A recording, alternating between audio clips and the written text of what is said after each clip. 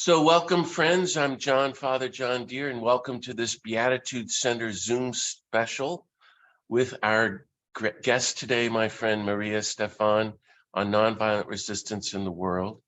There are many other great upcoming Zooms at www.beatitudecenter.org. Let me remind everyone again to mute yourselves if you would, and if you have any questions or comments, to write them in the chat box. I'm hoping Maria will speak for about 45 minutes, and then we'll open it up to questions and comments for about 45 minutes, and we'll be done right after the hour and a half mark. And in a few days, we will send out the Zoom recording link if you want to listen to this again. So let's begin with a little prayer. So I invite everybody to take a little moment of silence, and let's, wherever you are, enter into the presence of the God of peace who loves you infinitely. And let's welcome the nonviolent Jesus into our circle and ask for all the graces of peace and love for ourselves and for justice and peace for our poor world and the whole human race.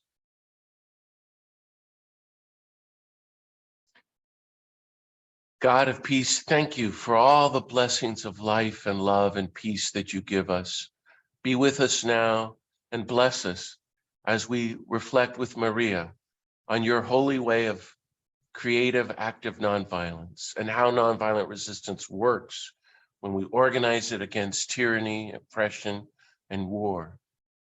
And bless us that we might do our part to help abolish war, tyranny, oppression, poverty, racism, and all injustice and imperial domination and nuclear weapons, environmental destruction, that we might welcome your reign of peace and nonviolence here on earth, that we might better follow the nonviolent Jesus and be your holy people of universal love and active nonviolence, your beatitude people, your beloved sons and daughters, your holy peacemakers.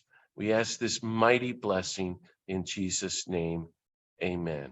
So again, a warm welcome, dear friends. It's a real blessing for me to introduce you to this great scholar of nonviolence and resistance, my friend Maria Stephan, whom I met in Rome about 6 years ago. Maria is the co-author with Erica Chenoweth of one of the most important books in recent decades, I kid you not, called Why Civil Resistance Works, the Strategic Logic of Nonviolent Conflict. If you have not gotten that book and you're interested in this, please get it. Google it, you can order it anywhere. Maria has dedicated her life to the proposition that ordinary people, when organized and inspired, can bring about extraordinary nonviolent change. Her second book with the great Harvard scholar Erica Chenoweth is called The Role of External Support in Nonviolent Campaigns and was published in 2021. Maria is the co-author of Bolstering Democracy, Lessons Learned and the Path Forward. She's the co-editor of Is Authoritarianism Staging a Comeback? And she is the editor of Civilian Jihad, Nonviolent Struggle, Democratization, and Governance in the Middle East. She has published articles and been interviewed by media outlets, including The Washington Post, NPR, Foreign Affairs, and Foreign Policy. She founded and directed the program on nonviolent action at the UN's Institute of Peace, and has taught at Georgetown University and American University. Currently, she's on the staff of the Horizons Project, which you can Google, Horizons Project. So this is the Beatitude Center, where we're trying to promote the nonviolence of Jesus. And long ago, Jesus commanded us in the Sermon on the Mount, as you all know, blessed are the peacemakers. And this is the best translation in the Greek. Offer no violent resistance to one who does evil. And Gandhi read that sentence every day for the last 45 years of his life. I've researched that. And plus the commandment, love your enemies. But today we see in the world, what? Not blessed are the peacemakers, but blessed are the war makers, total war making, violent resistance at every level, and the killing of enemies all over the world. in Ukraine and elsewhere. So that's why we're blessed to have this great teacher with us to help us understand not just why nonviolent resistance and peacemaking works, but why it's at the center of Jesus's teachings on the Sermon on the Mount. So Maria is one of the most important people I would ever hope to have on this program. And as I said, this is such a blessing and an honor to host her. And I'm very serious saying that. So all you nice Beatitude Center people, join me in giving a very warm round of applause with a show of hands to Maria Stephan live from Manhattan. Maria, I'm going to mute myself and hand it over to you. Welcome, you're among friends. Explain everything to us. Oh, well, thank you so much, Father John, for that really kind introduction. And thank you especially to the Beatitude Center for organizing today's conversation. It's really so delightful to see so many friends, like decades-long friends, on this Zoom call.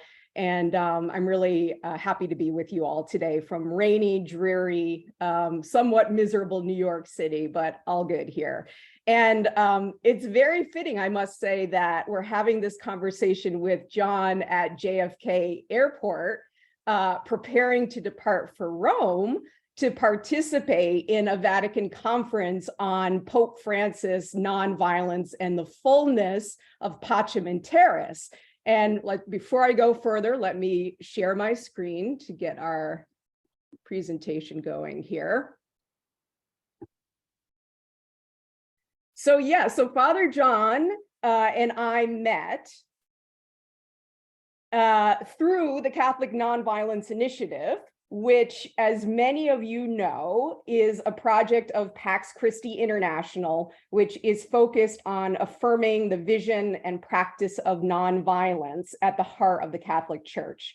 I had really great fun hanging out with John, along with Marie Dennis, Ken Boudeghan, and all of our friends from Pax Christi, plus dozens of theologians, activists, organizers, and peace builders from all around the world, including my mom, Marianne, who you've all met now, at the inaugural CNI conference on nonviolence and just peace held at the Vatican in 2016. And then we met again at the follow-up conference on the path of nonviolence held in Rome in 2019. And then, John, I think you and I met at a couple of other conferences in between. However, Father John may not know this, but the first time I encountered him, albeit not in the flesh, was at the Weston Priory bookstore in Weston, Vermont, where my parents took my brother Peter and me to Mass when we were children. The Benedictine monks at the Priory were wonderful, but I was especially drawn to the bookstore, where there were many wonderful books on peace and nonviolence, including biographies of Dorothy Day, Dolores Huerta, Cesar Chavez, Oscar Romero, Mahatma Gandhi, Martin Luther King, Ella Baker, the Berrigan brothers, and of course, John Deere. And I bought many books. Actually, my mom probably bought the many books, including John Deere's book, Living Peace. And through all these books, I learned about the radical nonviolence of Jesus and about the history of Catholic social justice leaders who centered love and used nonviolent direct action to resist war, authoritarianism, poverty, and other forms of tyranny. I'm grateful that the Catholic Nonviolence Initiative enabled us to get to know one another better, John.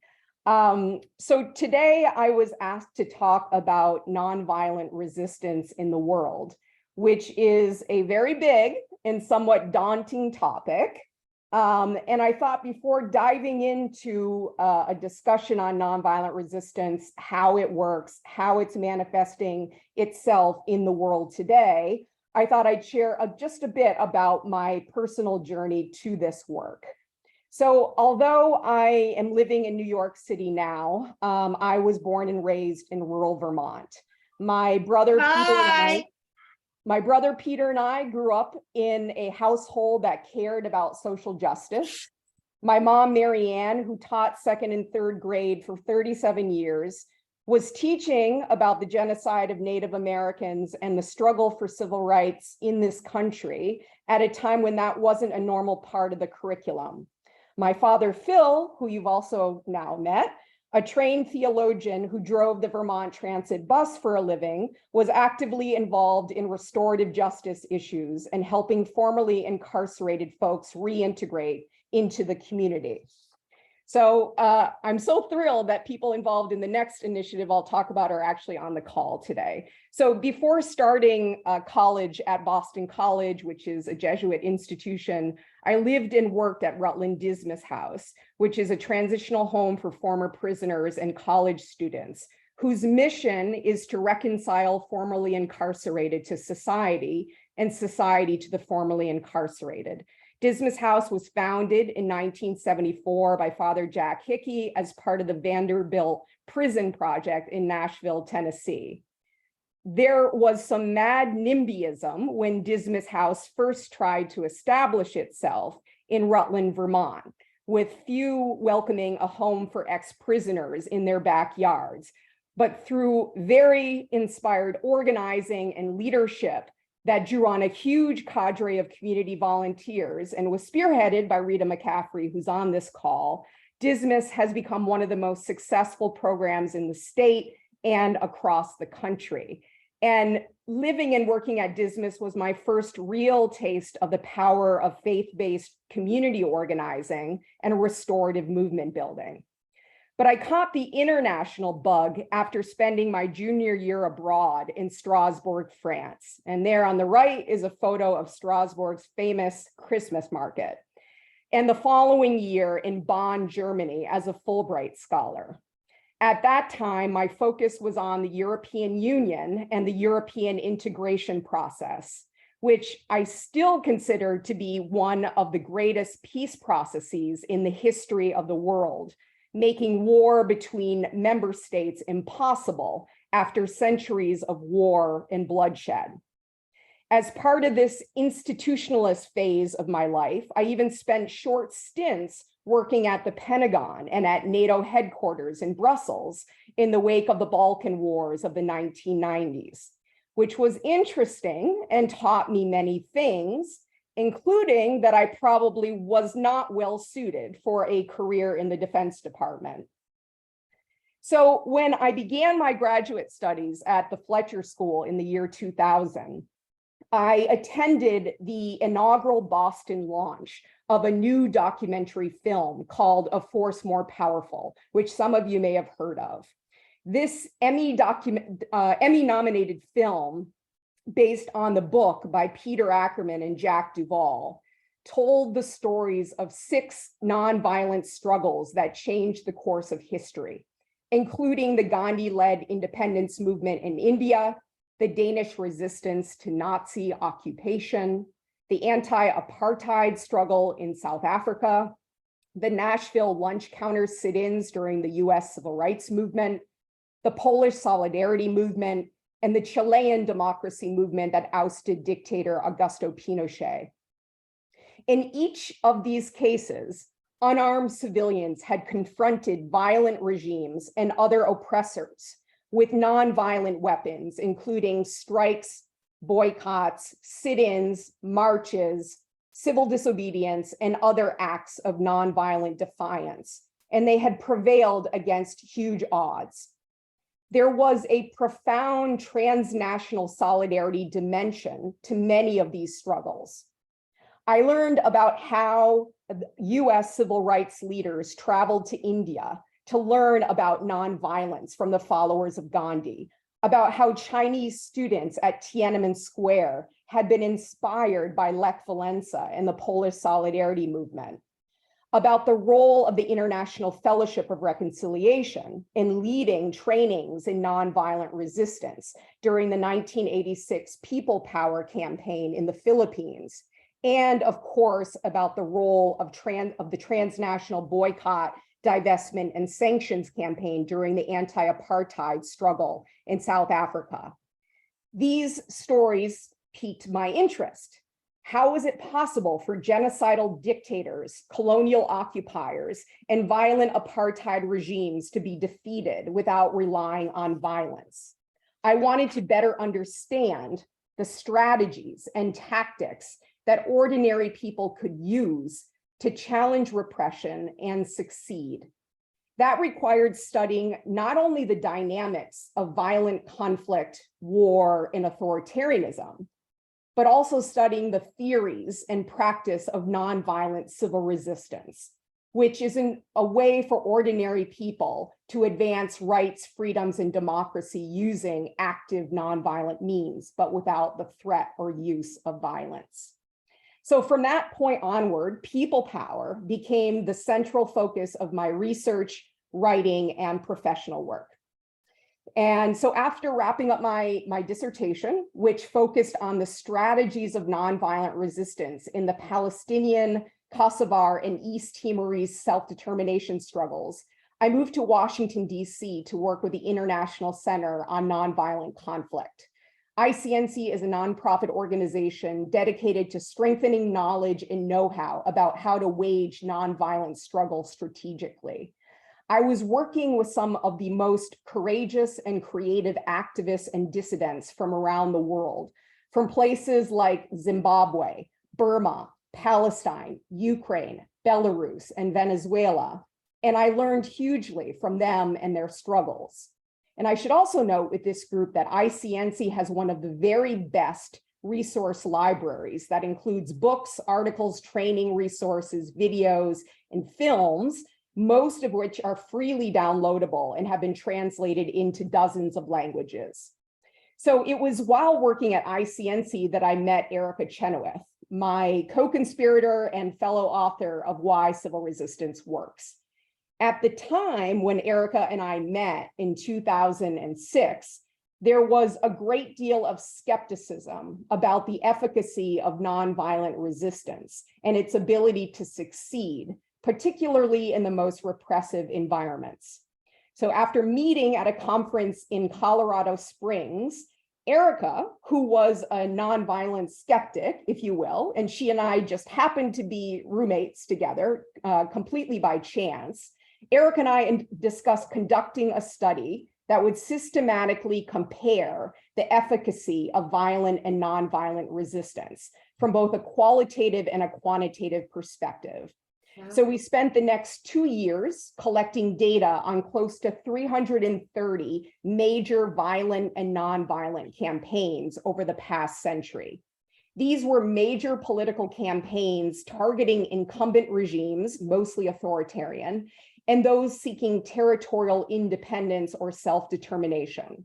Success in our data set was defined as removing the incumbent regimes or achieving territorial independence within 1 year of the peak protests. But about midway through that project, I had actually joined the US State Department with the first Obama administration and was deployed to Afghanistan. And so I ended up writing and editing chapters of Why Civil Resistance Works from a shipping container, also known as a hooch, that I lived in on the US Embassy compound in Kabul. And there's a photo of what it looked like. This was during the peak period of fighting between the Afghan government and the Taliban. And so with duck and cover sirens going off and mortar rounds being fired over the embassy compound, it was a surreal environment in which to be writing about the strategic efficacy of nonviolence. And as I think about, the events that have transpired in that country with the Taliban retaking control last year, I think it just further reinforces the profound limitations of protracted violent conflict. So to kind of cut a long story short about the research, our research revealed that the nonviolent campaigns, those that relied primarily on nonviolent tactics of protests, boycotts, strikes, vigils, the gamut, had succeeded twice as often as the armed insurgencies. They succeeded about 53% of the time compared to 26% of the time for the violent campaigns. And so while armed campaigns have become even less successful since the publication of the book, the overall success rate of major nonviolent campaigns has actually declined significantly over the past decade, a worrisome trend that I'll return to in a moment. Erica and I found that nonviolent campaigns could emerge and could succeed in contexts where the conventional wisdom suggested they would fail, like in poor countries or those with brutal military regimes. We also discovered, and this finding has been backed up by about a dozen other independent studies, that bottom-up nonviolent movements are powerful drivers of democratization and civil peace. In fact, broad-based nonviolent movements are probably the strongest bulwark against authoritarianism and democratic backsliding in the US and around the world. A few key variables contributed to the success of the nonviolent campaigns. The most important was large and diverse participation, which both enhances a movement's strength and its legitimacy or representativeness. This makes sense given the simple but revolutionary notion that no regime can wield power without the consent and the obedience of the ruled. People provide the skills, knowledge, labor, moral legitimacy, money, and other resources that power holders need to stay in power. And when large numbers of people from different pillars of support in society, such as bureaucracies, student groups, labor and trade unions, professional groups, religious institutions, businesses, and security forces, when these pillars withdraw their consent and cooperation from oppressive regimes, the regime's ability to maintain the status quo is weakened and at times completely undermined. Defections or cracks in key pillars of support are probably the greatest indicator of the strength of a movement. So for example, when security forces refuse to obey orders to crack down on protesters because their kids or grandmothers or religious leaders may be in the crowd, something that happened in Serbia, in Ukraine, in the Philippines, or when bureaucrats engage in go slow tactics or quiet acts of obstruction. So for example, what happened in Germany when the civil servants and bureaucrats organized through quiet subversion to block an attempted coup in 1921, or when civil servants self-organize and act ethically, which is something that happened during the Trump administration in this country, or when teachers and workers go on strike, or when religious leaders use sermons and symbolic actions to denounce violence and authoritarianism, something that happened in Poland and the Philippines, or when consumers boycott companies and banks that are backing repressive regimes, which happened in South Africa and Palestine, and in the US, where campaigns on college campuses have led to divestment from fossil fuel companies. These cumulative acts of defiance and non-cooperation are what weaken authoritarian systems. And as we know, the Catholic Church has been a particularly important pillar in many struggles. In some cases, as we all know, it has propped up authoritarian regimes, for example, in Argentina in the 1970s and early 80s. And today, a certain part of the Catholic Church in the US is creating an enabling environment for authoritarianism.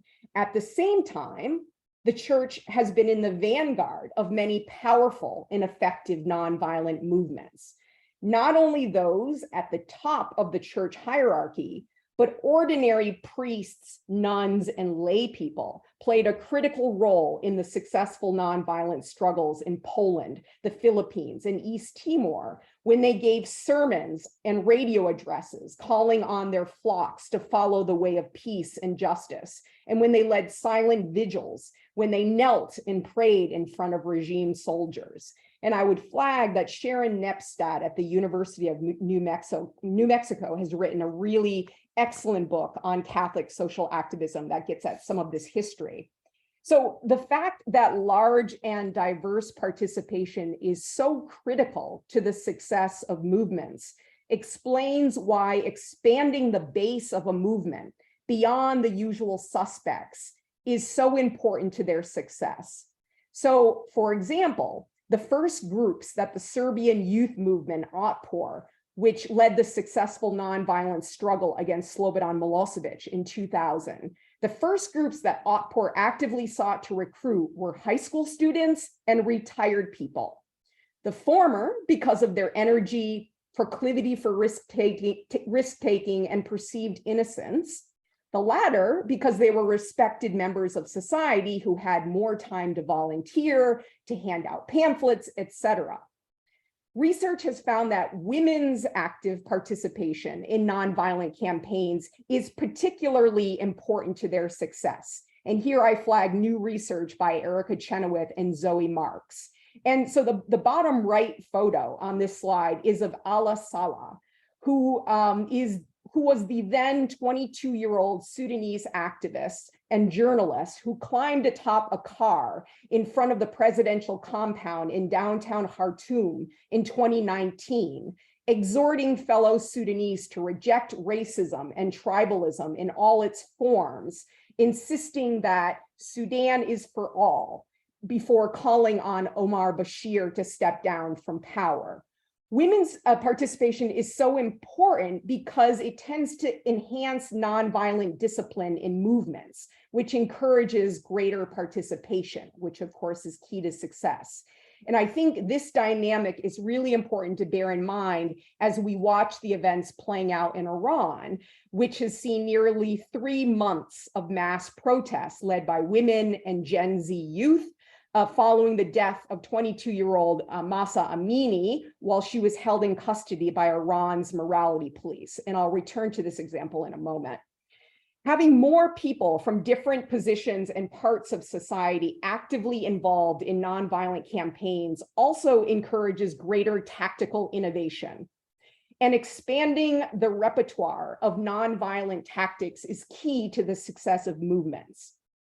In particular, the ability of movements to alternate between methods of concentration, such as street rallies, protests, and demonstrations, which tend to be higher risk and make people more vulnerable. So the ability to alternate between those tactics and methods of dispersion, such as stayaways, strikes, boycotts, walkouts, go slow tactics, makes these campaigns more difficult to repress while increasing their social, political, and economic leverage. One of my all-time favorite tactics during the Syrian revolution, which began at the end of 2010, was when Syrian activists dumped self-painted ping pong balls down streets, hills, and popular walking areas in Damascus and other cities across Syria. So the balls that they painted had defiant messages like freedom on them, which was meant to communicate the messages of the opposition. And I also love the example of the Sahrawi activists from occupied Western Sahara, who attached paper signs denouncing the Moroccan occupation on stray dogs and cats and then set them loose. So that was both a creative means of communication and a demonstration of dissent in a very repressive context. Although I'm not sure how the cats and dogs felt about that tactic in particular. So tactics of non-cooperation tend to pack the biggest nonviolent punch, if you will. Take the consumer boycotts of white-owned businesses during the anti-apartheid struggle in South Africa that forced negotiations between the FW de Klerk government and the African National Congress, or the Gdansk shipyard strike during the Polar Solidarity movement that forced negotiations about independent labor unions that ultimately paved the way to the end of communist dictatorship. Or the Montgomery bus boycott and the Nashville lunch counter sit-ins that forced white business owners in the South to reassess their self-interest, helping to end segregation. And more recently, there was the strike by the flight attendants union and air traffic controllers that helped end the US government shutdown in 2019. And of course, the blockades and acts of nonviolent intervention by Standing Rock, tribal leaders, indigenous organizers, and allies that shut down the Dakota Access Pipeline. Another variable of successful campaigns is being able to anticipate violent repression by government and paramilitary forces, prepare for it, and maintain nonviolent discipline as a sign of strength rather than weakness.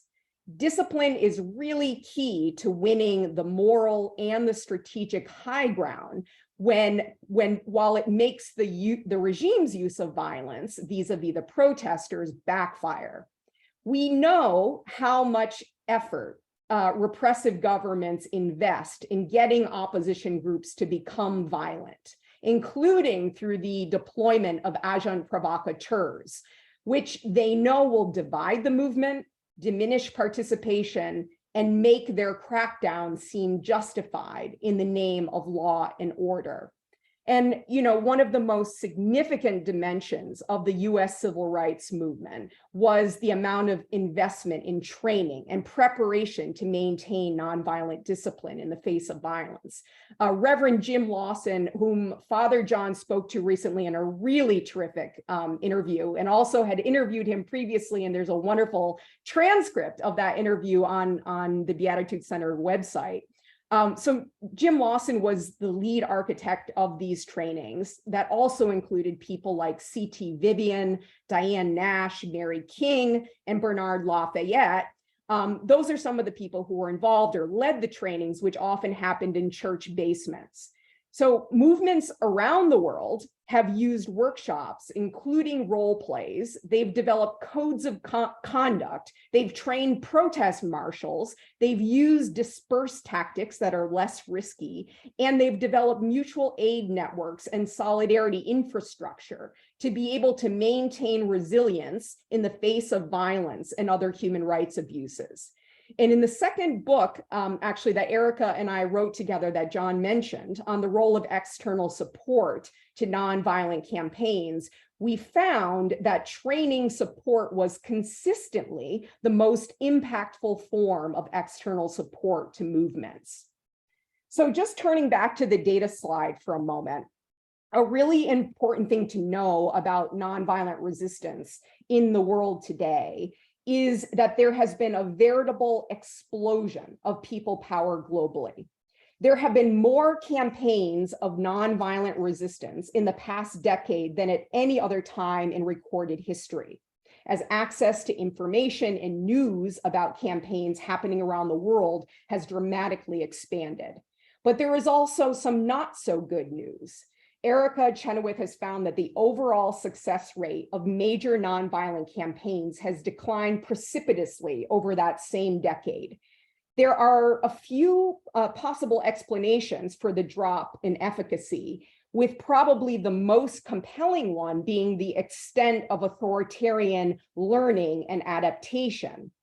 Authoritarian regimes have been learning from each other, and they have adopted so-called smart repression tactics, no longer relying exclusively on brute force and instead investing massively in surveillance, in the quelling of independent media, and the quiet subversion of once democratic institutions.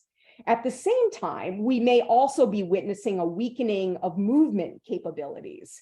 In our really fast social media era, it's very, very easy to start campaigns and get lots of people mobilized and out into the streets, but it's much harder to sustain participation and remain resilient in the face of repression, particularly when your opponents are well-funded and committed.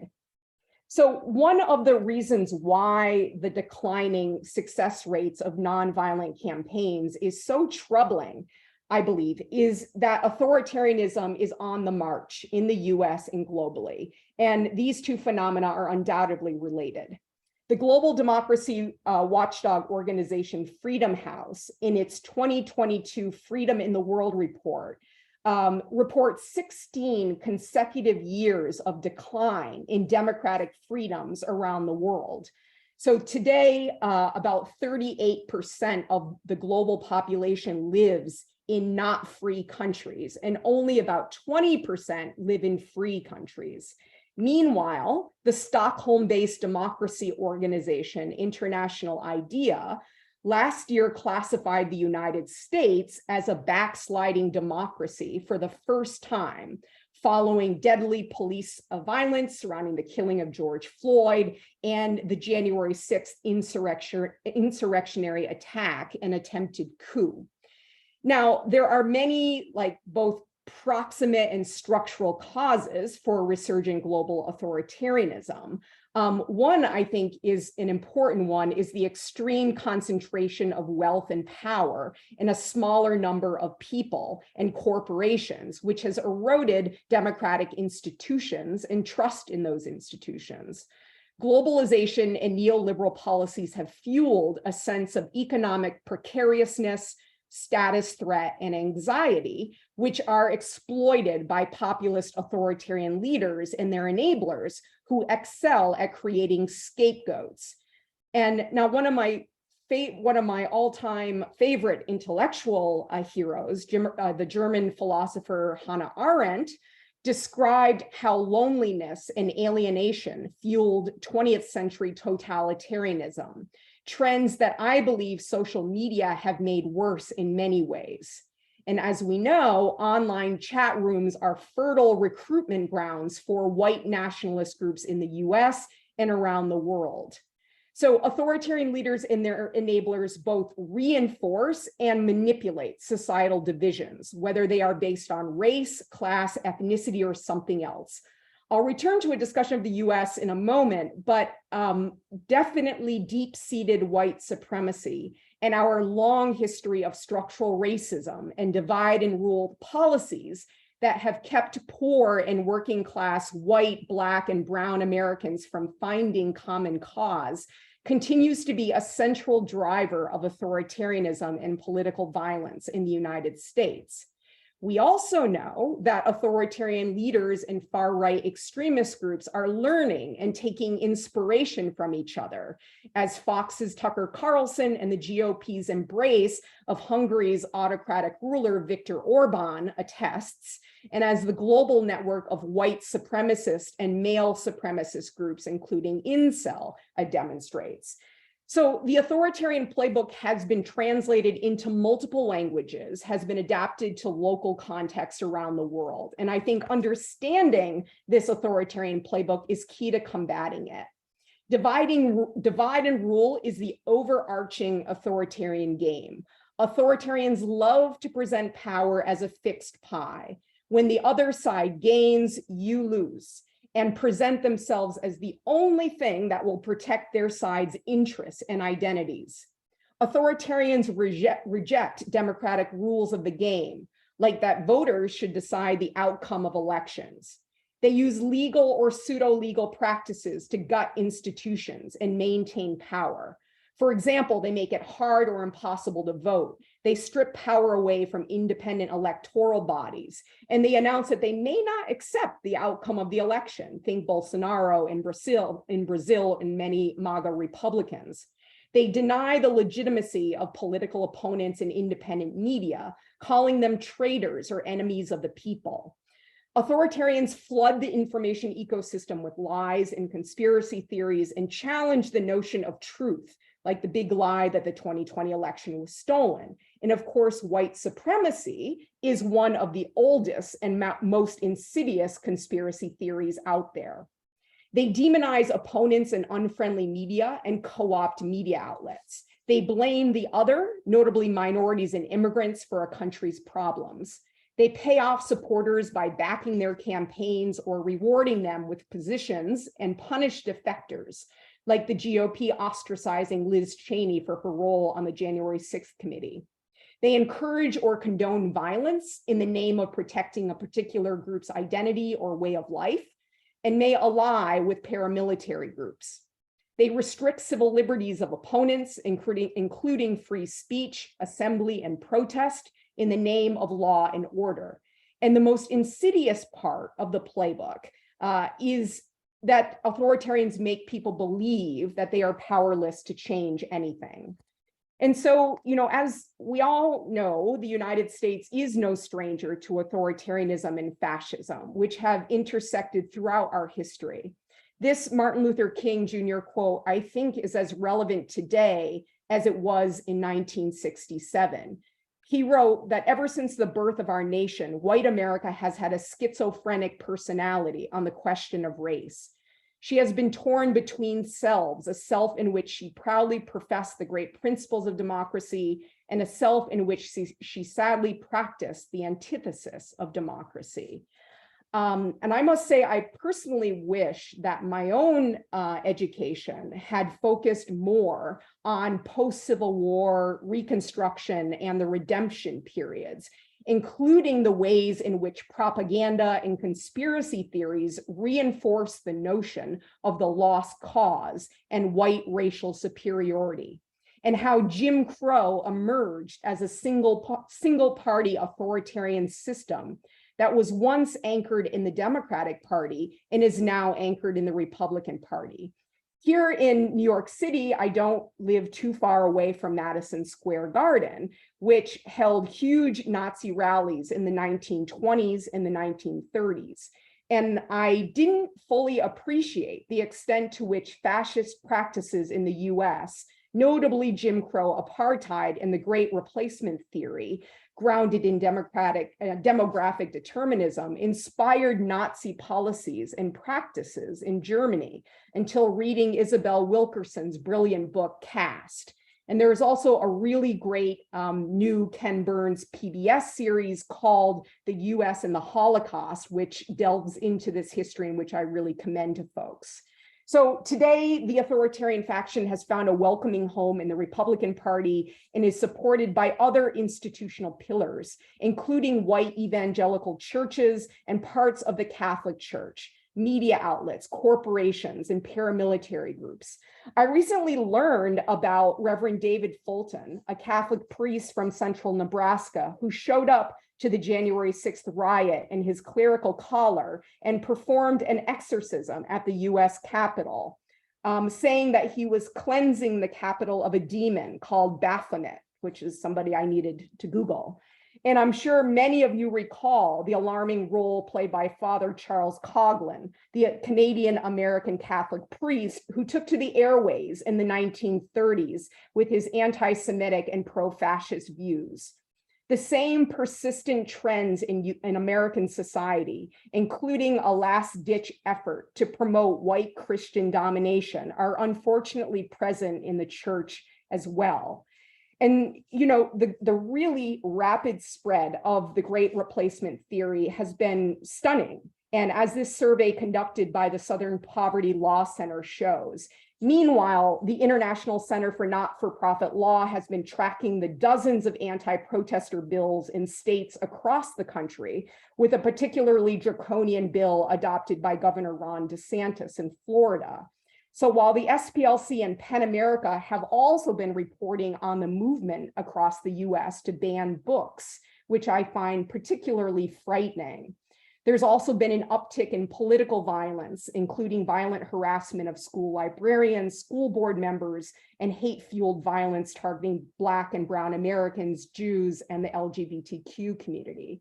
And it was actually when I saw how efficiently and effectively the authoritarian playbook was being executed in my own backyard during the Trump administration that I decided to do a professional pivot of sorts and focus on the US. So after almost 2 decades of focusing internationally, including a decade at the State Department and USIP, I helped build the Horizons Project with my colleague Julia Roig, and our work is focused on strengthening relationships and collaboration between the social justice, democracy, and bridge building communities in the US, combating authoritarianism and building a just and inclusive democracy in this country, while also focusing on democratic solidarity around the world. And I can say that fortunately in this country, MAGA extremist candidates and election deniers suffered some important defeats during the midterm elections in November, That is huge and is a major organizing success in the same way that our organizing to prevent a coup in 2021 and to ensure a democratic transition, which was not inevitable at all, was a major organizing success in the US. But authoritarianism as a system grounded in white supremacy and Christian nationalism has certainly not gone away in America, which means that our work must continue. So where do we go from here?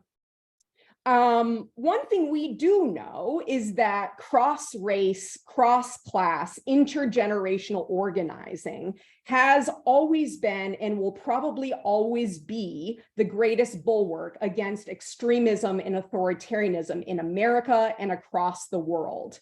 The racial justice protests in the US following the murders of Breonna Taylor and George Floyd in the summer of 2020 were the largest and most persistent in US history. We recently witnessed the electoral defeat of the right-wing autocratic leader Bolsonaro in Brazil, which came in the wake of a remarkable popular uprising in Chile to replace the Pinochet-era constitution with a more democratic alternative. Youth and indigenous people are leading the charge to combat climate change with creative nonviolent resistance, while teachers and workers are leading a veritable resurgence of union activity in the US, and they are pressing forward with demands for worker rights and economic justice. Internationally, I have taken really great inspiration from the countless examples of nonviolent resistance in Ukraine following Russia's military misadventure. Unarmed Ukrainians have blocked convoys and stood their ground in countless towns and villages across the country.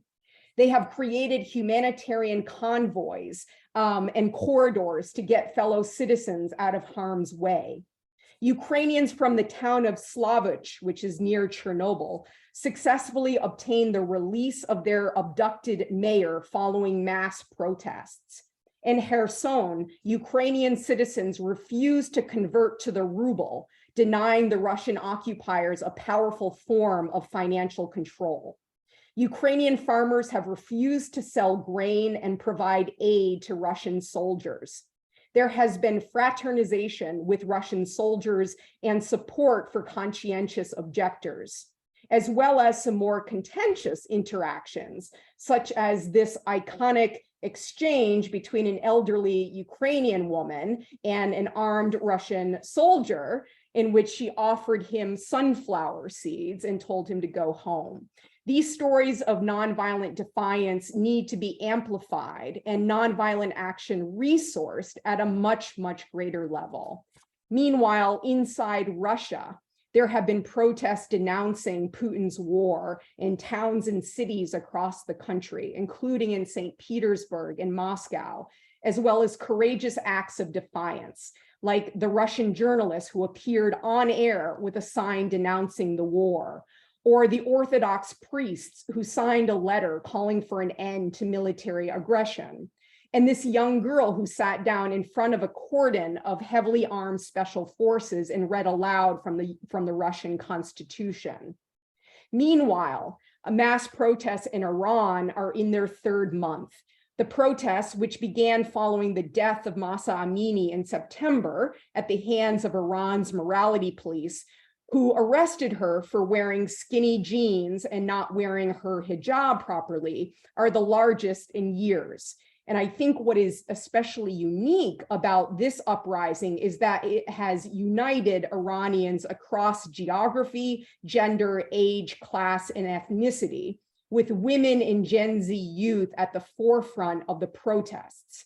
Women have burned their hijabs and cut their hair in acts of defiance, and men have joined them in acts of solidarity. There have been strikes and walkouts at schools, universities, and in Iran's critical oil sector. The Iranian national soccer team, as some of you probably saw, refused to sing the national anthem at the World Cup as a show of support for the women protesters. The Iranian regime has responded brutally, as expected, And it remains to be seen whether Iranians will be able to build and sustain organizing infrastructure and momentum, and whether there will be mass defections in key pillars, including the security forces, which could lead to major changes in the country. China is also experiencing surprising large-scale protests against the government's zero COVID policy. Chinese have marched and demonstrated with tape over their mouths while holding blank sheets of paper to protest regime censorship, and political slogans are ubiquitous in Shanghai. The Chinese regime has used strict censorship to try and stop the protests, but the protesters have used VPNs to access non-Chinese news and social media apps that are banned in China. And again, it remains to be seen whether the nonviolent resistance will continue if and when the government lifts COVID restrictions. But young Chinese are definitely flexing their civic muscles in this moment. So let me maybe start to conclude by offering a few practical ideas about how we could bend the arc towards justice with maybe a bit more oomph at a time when authoritarianism is resurgent and when nonviolent resistance has been faltering in many places. First, I believe that we need much greater investment in learning and solidarity across borders, particularly when it comes to stemming the tide of war, authoritarianism, and white nationalism. That starts, of course, with getting involved in local community groups and organizations, or starting your own based on your own interests and talents, groups that bring you joy in your community, and then learning about and getting connected to nonviolent struggles around the world. The Catholic Nonviolence Initiative, with its focus on cross-national relationship building, learning, and advocacy, is a powerful example of global solidarity in action. And I will certainly be with Father John and Marie and all the others in spirit next week as they take the movement forward in Rome. There's also the great solidarity work of the Ignatian Solidarity Network, as well as the Peace Action Training and Research Institute of Romania, Patrir, the International Catalan Institute for Peace, and Nonviolence International, which has been coordinating cross-national support for nonviolent action and peace building in Ukraine, Russia, and the surrounding region. Then there is the African Coaches Network and Africans Rising, which is promoting cross-border solidarity and movement building support across the African continent. And the Milk Tea Alliance has brought together activists and human rights defenders from all across Asia.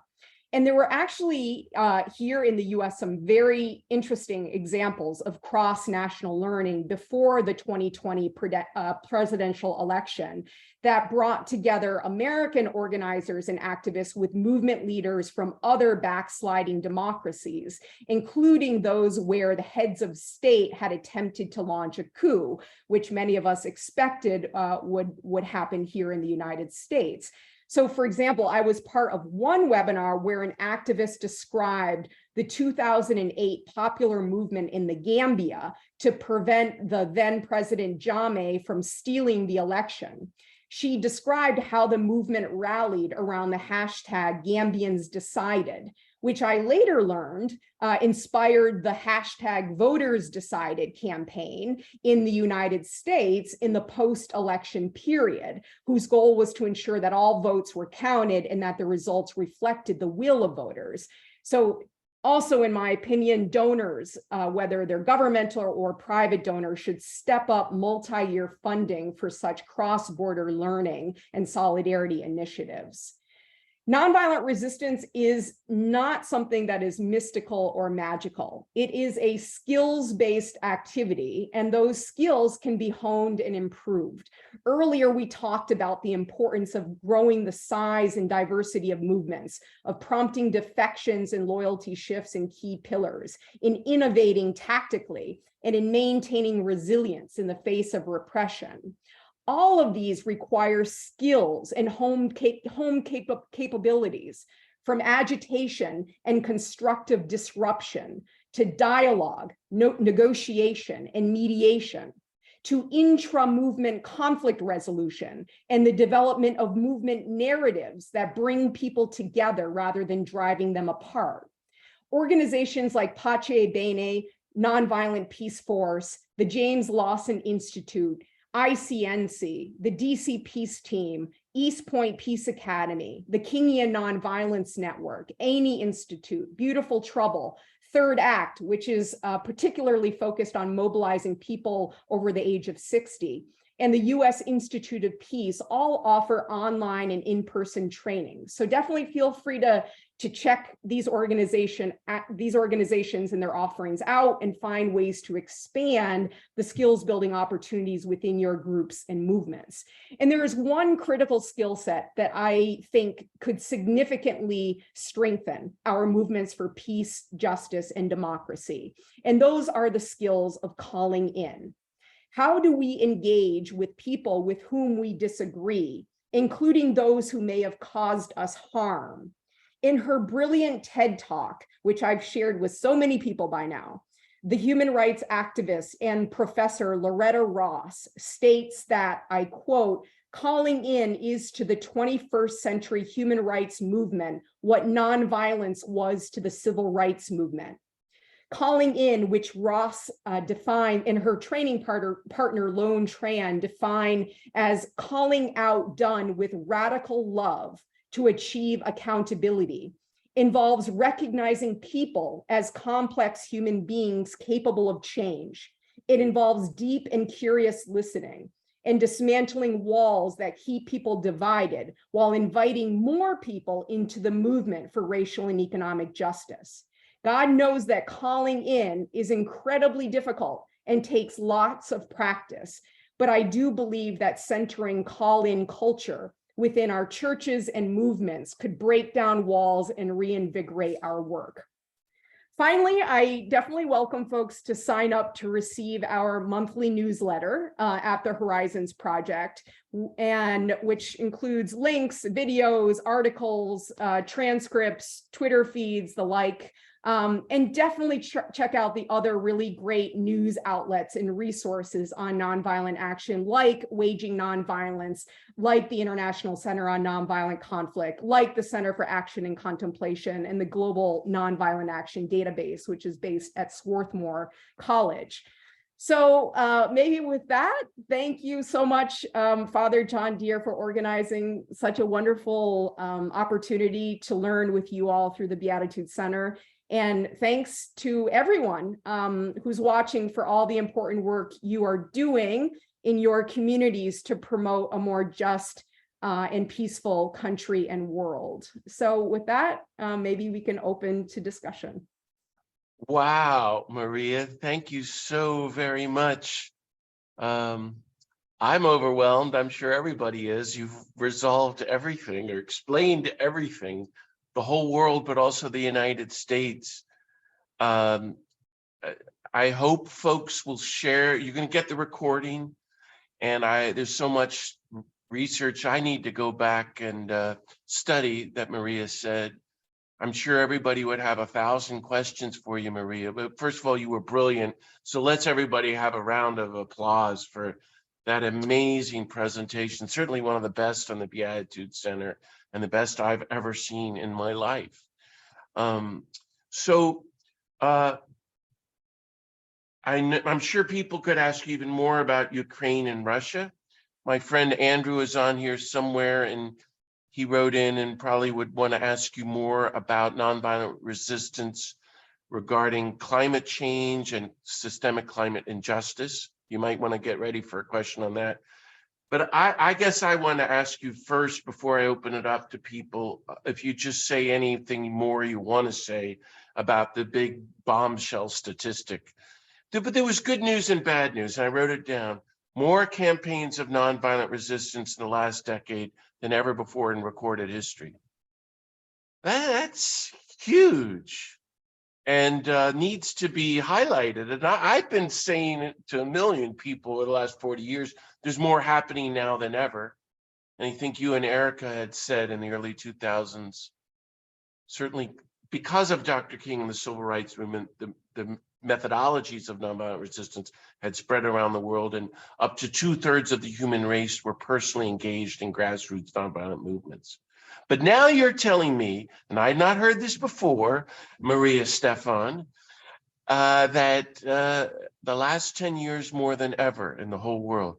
So can you say any more about that? And then the flip side, why it's declined. And I get it. And I wrote down your reasons, and I think they're true. Authoritarianism is growing. They're learning from each other. Surveillance, the media. You'll forgive me for, I know Julian Assange pretty well, Maria, and used to meet with him in London. And he was saying that the plan of the empires was, I'm having a senior moment, he had a phrase for it, but basically it's total global surveillance so that every human being on the planet is numbered and monitored. And he said that's what the nations of the world are moving toward. And they'll get it about 2030, 2040. That's where we're headed. It's so beyond Orwell in 1984. So you're confirming what Julian had told me by saying that the regimes are learning from one another. And you called smart tactics. So it's the combination of controlling the media and massive surveillance beyond our understanding, and the use of social media to isolate us. And then, of course, we believed all along that we're powerless, whereas Martin Luther King said the whole point of nonviolence is you have power. I would love it if you shared any more about that, and then I'll call on some people. Thank you so much, Maria. Yeah, no problem. Those were great observations. And what I'm doing is I'm putting in a chat a must-read article by Erica in the Journal of Democracy, which goes into detail about the data behind both the rise in the prevalence of nonviolent resistance and the decline in the efficacy.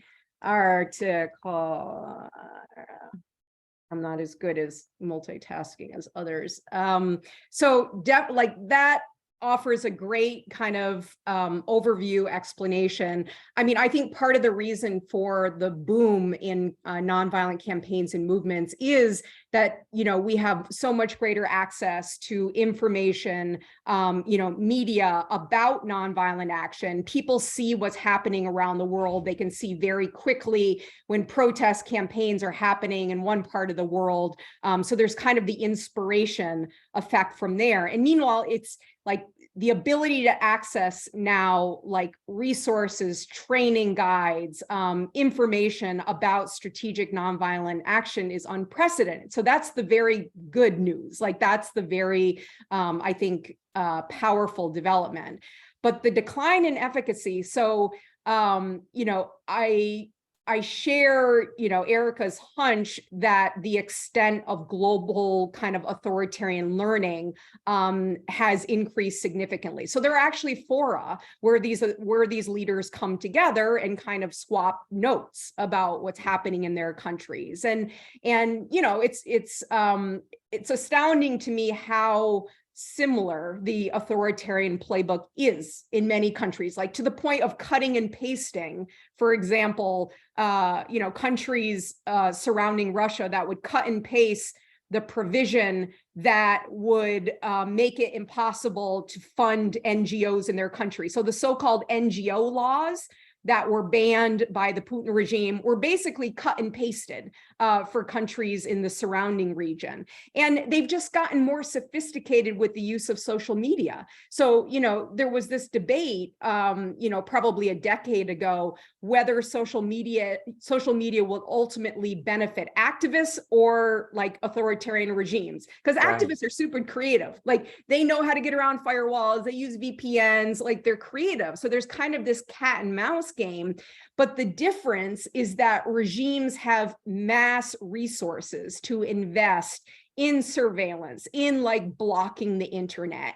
And what they do is like, they will allow people to see crackdowns on protesters. So they'll keep the social media platforms open so that people can see protesters being beaten up in the street and all that kind of stuff. But then they'll shut down those same channels so that people can't communicate about how to organize in response. So it's just a much more like sophisticated, use of social media by very heavily resourced regimes. So that's part of it. But I think the other part, and Eric and I had discussed this, before this article, about some of the deficiencies within movements themselves. So like there is this phenomenon of like rapid mobilization that's not backed by sustained organization. And of course you need both.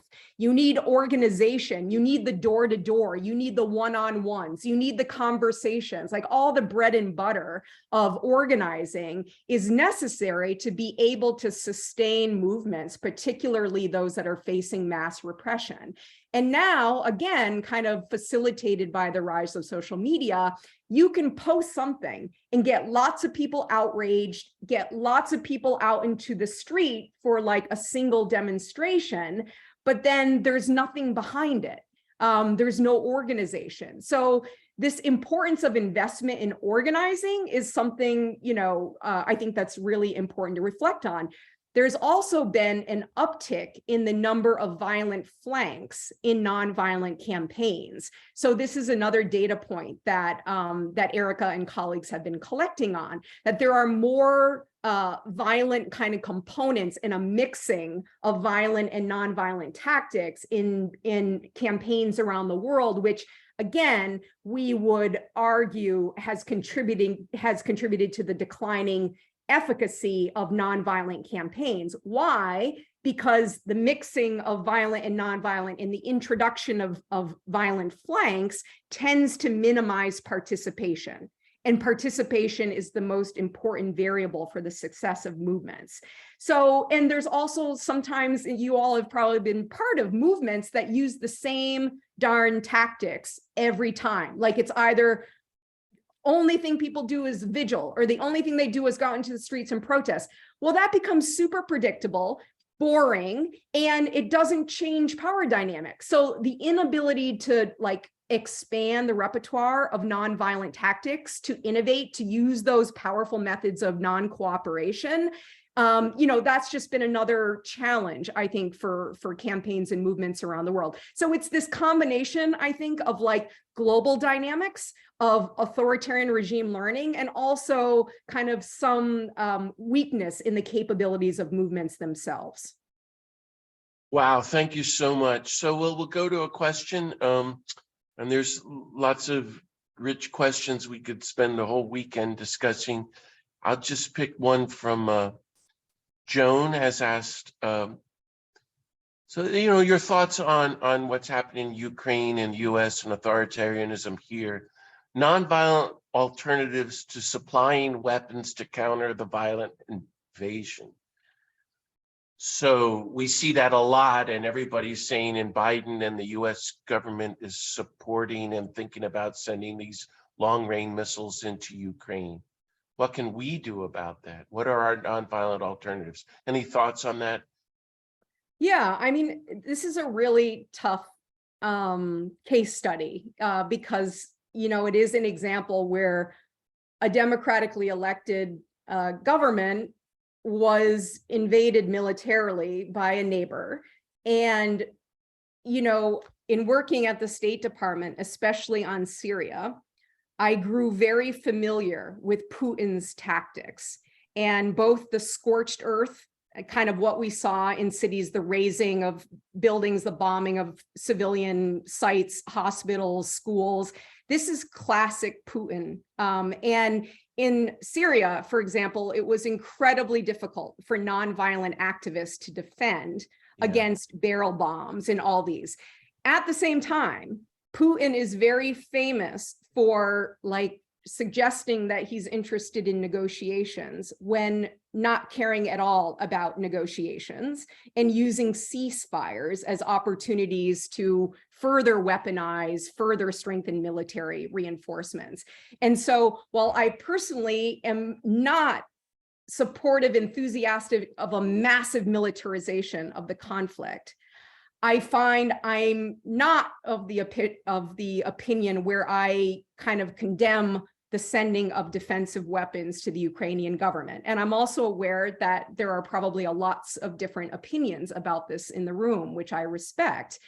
But where I think we can find common ground is that there needs to be a much greater investment in nonviolent alternatives, in civil resistance, in the quiet negotiation and mediation work that's happening, that is commensurate with the amount of investment in military hardware and the like. This should be everyone's demand of their governments, of other organizations involved, and like dispelling the myth that the only resistance happening in Ukraine right now is military resistance, because it's not true. And it sends a message that, oh, well, then the only options that we have are sending weapons, that like, that's the only thing that's going to matter. And I don't believe that. I believe the civil resistance is incredibly important, incredibly powerful, especially the organized non-cooperation. But that I think the thing that could make the most difference is if there's mass non-cooperation in Russia. So I think a bigger question is, how do you support the nonviolent dissidents, the conscientious objectors? And some of you may be aware, people like David Courtwright and others have been very involved in trying to amplify the voices of conscientious objectors. How can that kind of organizing be supported? So I guess that's where I come down. I just can't bring myself to say that the Ukrainian government should not be provided with any weapons. And I think the other difference for me in this case is that it's not just a US government decision, because we often make very bad decisions about sending weapons here, there. It's like also like the entire European Union, democratically elected governments are also kind of involved, in the deliberations. But we should be very worried about, excessive militarization of the conflict. I think to the extent that power dynamics can shift and there can be a negotiated settlement, that's obviously the best solution. But getting to the point where you have like the right balance of power so that Putin will be willing to negotiate in good faith, I don't know what's going to bring it there, but I think civil resistance has a huge role to play in it. Thank you so much, Maria. You know what I stand, but that's so helpful. I'm first and foremost always against U.S. militarism and U.S. weapons, and so I don't want us to send weapons anywhere to Ukraine or anywhere, and I want us to get rid of all our weapons and spend money on ending the roots of war. But you may have seen on Democracy Now! The youth, I'm having a senior moment, again, forget his name, the head of the Ukrainian peace movement a few months ago issued this big plea to Amy Goodman saying, hey, don't support our military, support the peace movement in the US needs to support the peace movement in Ukraine. And we're saying, don't send us weapons. We need help, especially as you talked about the resources, right? Anyway, it's a great question. Maria, you might look on your chat. You'll see two long questions, one from Andrew, one from Paula, both are friends of mine. Andrew, I think, has stepped off, but I want to read you his question. It's about climate change and ask you any thoughts about nonviolent resistance there. And he's a great activist here in California. I'll read his comment to everybody. We have a diminishing amount of time to keep fossil fuels in the ground, to have a habitable planet. We need to reduce fossil fuel emissions by 50% within 7 years. Two questions. Mass media is not informing the public about the climate emergency we are in and ignoring most civil disobedience actions, leading to more disruptive tactics that mass media spin negatively. How to work with this situation. I don't know if you noticed that yesterday, Jane Fonda started the Fire Drill Fridays process in Washington, D.C. again. I was unable to be there and was starting the civil disobedience again. It's great. But the Sunrise Movement is quietly shutting down state capitals and federal buildings around the country. We just has Tatanka as part of it here in California.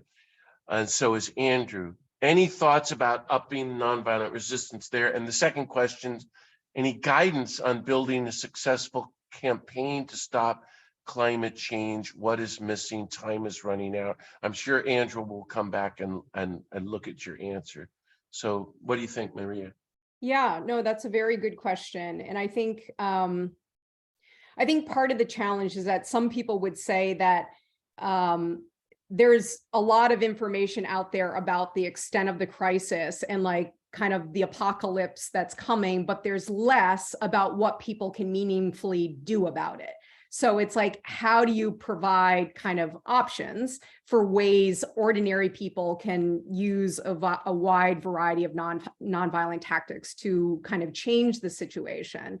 And I think you're right, there are some very powerful, the only thing that is making a dent in like addressing climate change is like movements and nonviolent direct action. Any Period. movement that you're seeing to like divest from fossil fuels on campuses, any like, you know, shareholder meetings. So for example, the Exxons, the reason they changed policies was because they had like defections on their board, because like a Greenpeace person got on somehow. So it's like nonviolent direct action is probably the most critical element, you know, for reversing, you know, kind of the direction that we're in and like stopping support for fossil fuels and investing in alternatives. So I think Sunrise is a really good example of like a grassroots movement that understands organizing. So they both get kind of the nonviolent direct action dramatic tactics. So, you know, they'll go into members of Congress offices, they'll launch a sit-in, they'll stay there. But I think they also understand the art of organizing as well. And, you know, I know some of you may be familiar with people like Marshall Gantz. Marshall Gantz was also very involved in the United Farm Workers movement, march with Cesar Chavez. And he now teaches an organizing and leadership course at Harvard and kind of works with activists around the country. He's been very, you know, connected to the work of the Sunrise movement. And then there's Extinction Rebellion, which, you know, tends to engage in more like provocative, let's say, and dramatic nonviolent direct action tactics. I think the key is like being able to connect the really disruptive tactics with popular education and organizing.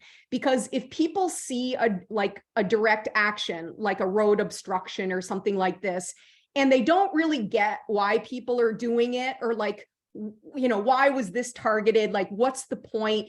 Sometimes it can just lead to anger and frustration, and people aren't going to be willing to support the movement. So it's like combining this necessary disruptive nonviolent action with broad-based popular education, organizing. And another key thing is getting the unusual suspects to speak out. So when it's no longer about young people have been in the absolute vanguard of this, and Greta Thunberg and the whole global kind of climate justice movement. But when doctors and climate scientists start like shackling their hands, putting handcuffs on and locking themselves to the door to like denounce certain policies. So when it's like, when the middle class people and the professionals and these folks start doing nonviolent direct action, people wake up, they pay attention. So I think that's part of the answer. Again, it gets back to the whole pillars of support and how do you prompt defections and loyalty shifts within like the religious community, within the economic pillar, within the educational. Bringing the unlikely suspects into the movement, I think, is really important. Okay, let's look at Paula's question, and I will read it, which you can read also. Since we can anticipate continued and increased, though different, violence from, let's say, the ultra-right wing here in the US, what kinds of preparation have you seen and or would you like to see among the nonviolent movement in the US?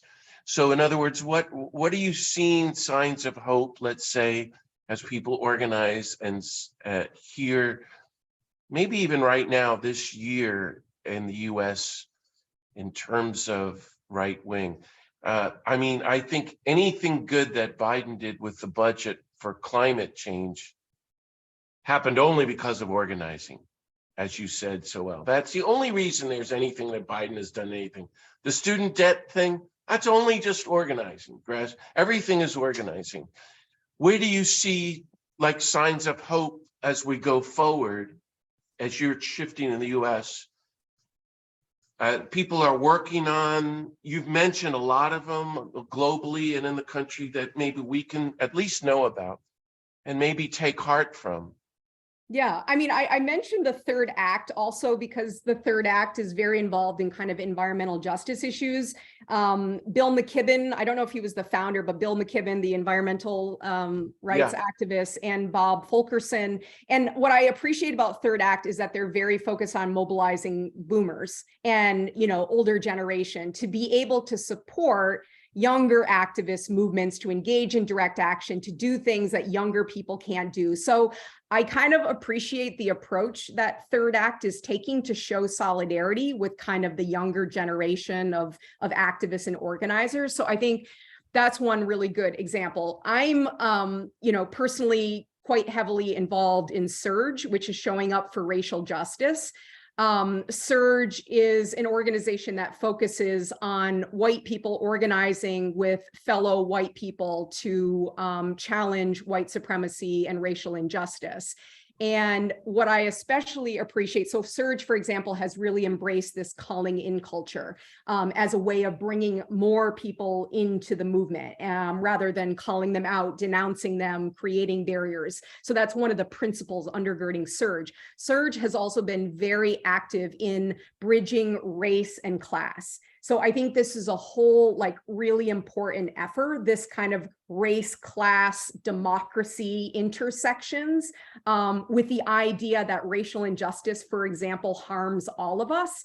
And it's kind of the elite 1%, if you will, that is benefiting from certain policies while like the rest of us are being harmed by them. So we need to come together across race and class to be able to effectively challenge this. So and there's such a thing, another link I can find, the race class narrative, which I think is super interesting, just how it's helping organizing in different groups. So, you know, those are kind of a couple examples, but, you know, I have been, there was obviously a lot of activity around the midterms in this US because there was a real legitimate fear that the election of governors and secretaries of state who were election deniers would pave the way to those states subverting the election in 2024. So it was really remarkable that they were blocked. So that's an organizing success, another one. And I recently attended a Facing Race conference in Phoenix, and some of the activists from like Lucha in Arizona and some other like state organizers were describing how it was possible that these candidates were defeated. And I think the one thing they kept coming back to is the importance of showing that you're like a majoritarian movement. It's not just like for a certain group or race or ethnicity, class, like we are the majority. And like these candidates are so extreme and the violence that they're endorsing is so harmful that to our communities that we need to come together.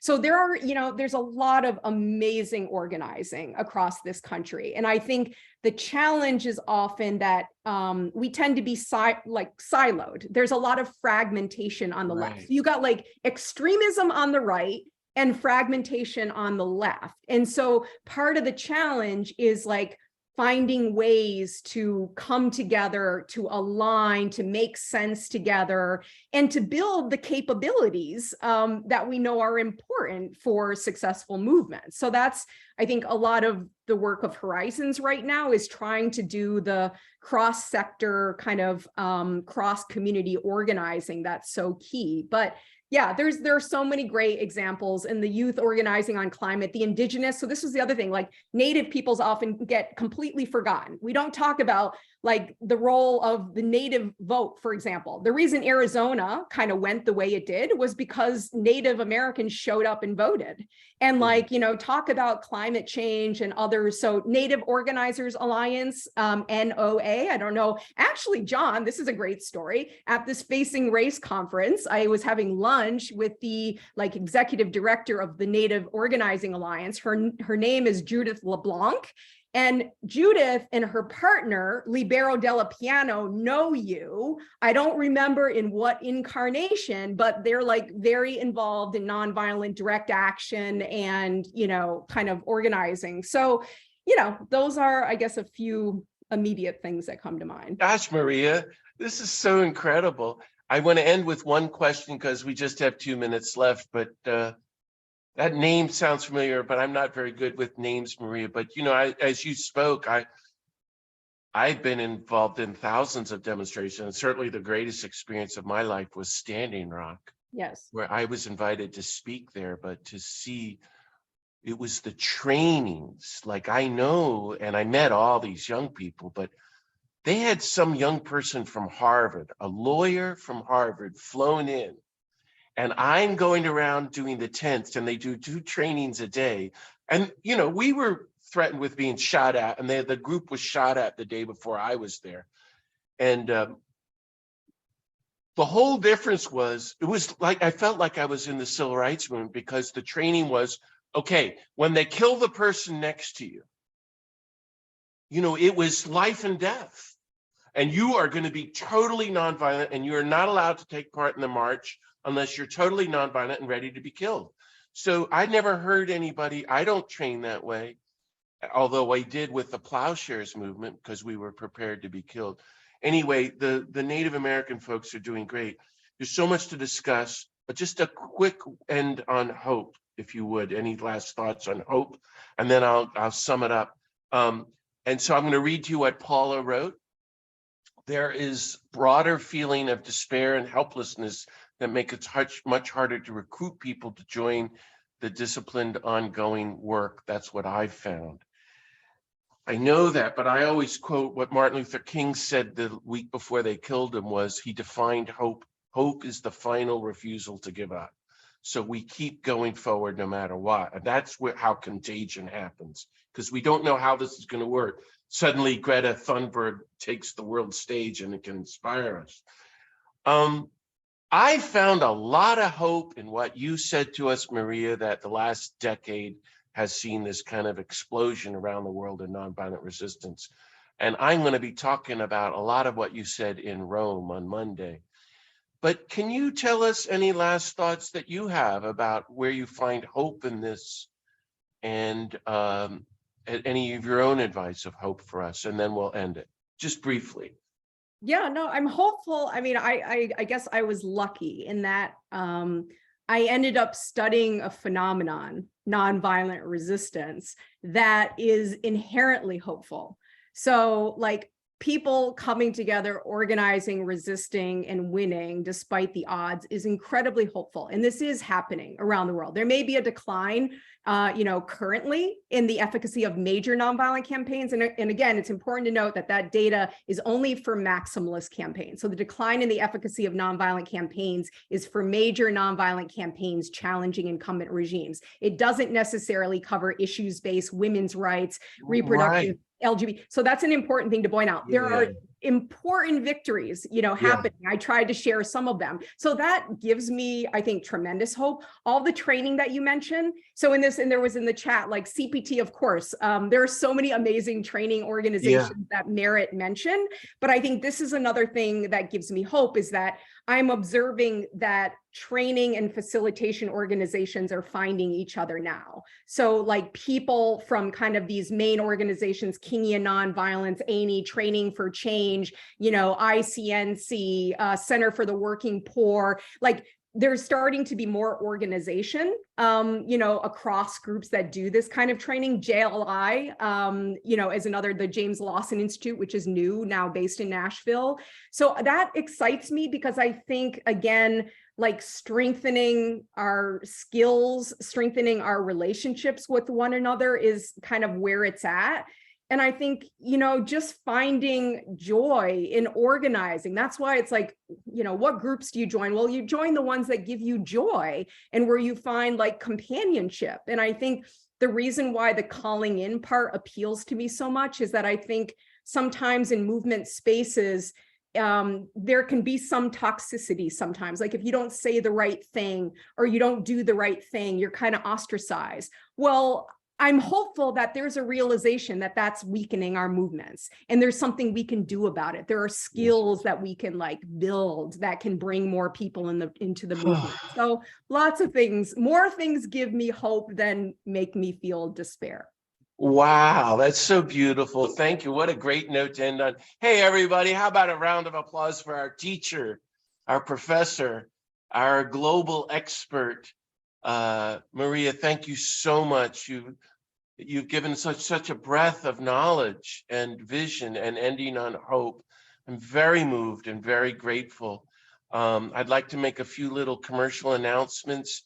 Maybe we could convince Maria to come on again in a year or so and explain more things to us, if you'd be willing, Maria. I may try to call you from the airport if I can. So I just published this great journal that Maria is in, published by Richard Rohr and the Center for Action and Contemplation, called Wanting. And it's a new special issue called Nonviolence. And I got all my friends are in it, including Maria has a brilliant essay. I want everybody to get it and read it. It's incredible. And you just go to the Center for Action and Contemplation, cac.org, and look for it, Wanting. You can also go to my website, johndeere.org, and you'll see it advertised there. Tonight, there's the premiere. Welcome back, Andrew. I see you're coming on. Just to let you know, as we're signing off, Maria answered your question, so you'll have to listen to the recording. Wonderful. Thank you so much. Yeah, thanks, Andrew. I want you to listen to the recording. So by the way, we'll send out the recording in a day or two. And Maria, you can share it, but not on websites and stuff, just to individuals. Tonight is the premiere of a conversation through the Henry Nouwen Society, which is this big website, between Martin Sheen and I. Martin Sheen, the actor, is my friend for 40 years, and we've been arrested together 30 times and have traveled around the world together. So they interviewed us in September, and it's premiering tonight for free on YouTube through the Henry Nouwen channel. That's all I know. It's 7 o'clock Eastern Standard Time. If anybody would like to watch it, I'm not going to watch it, and Martin's not going to watch it.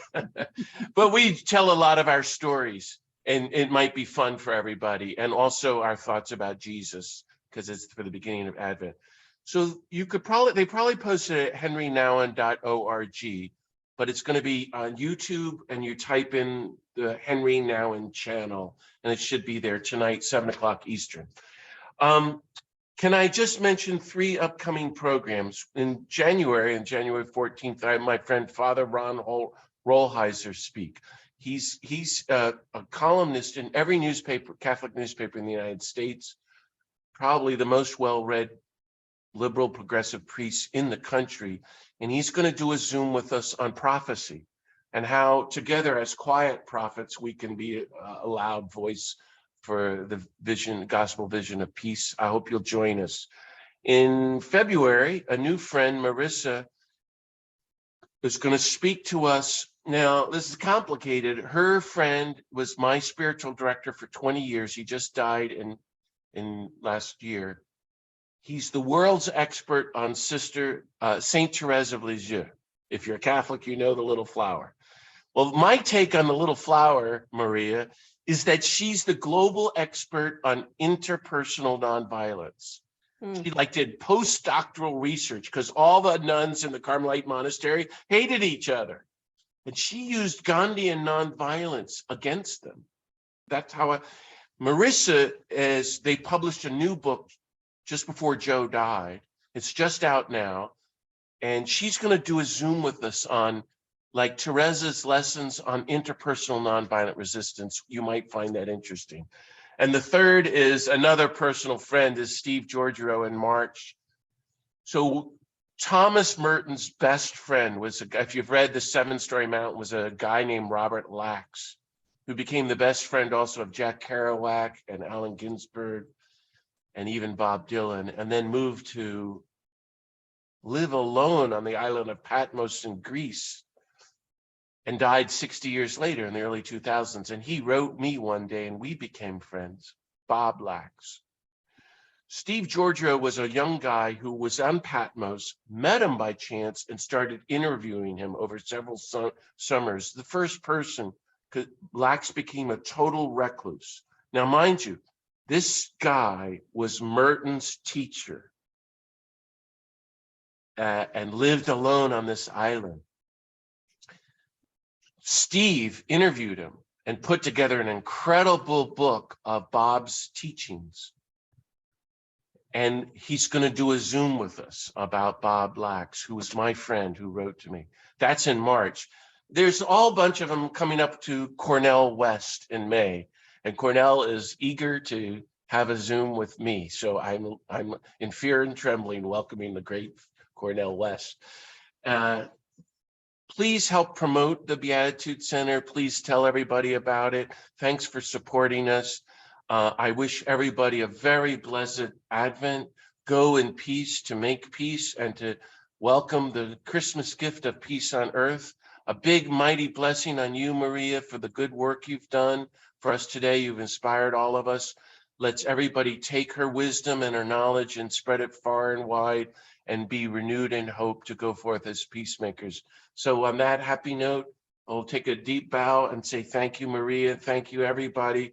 God bless you. Have a blessed Advent and see you all next time. Maria, I'm going to be in touch, okay? Thanks so much. You were terrific. Thanks so much, everyone. Bye, everybody. God bless you. See you next time. Signing off. Take care.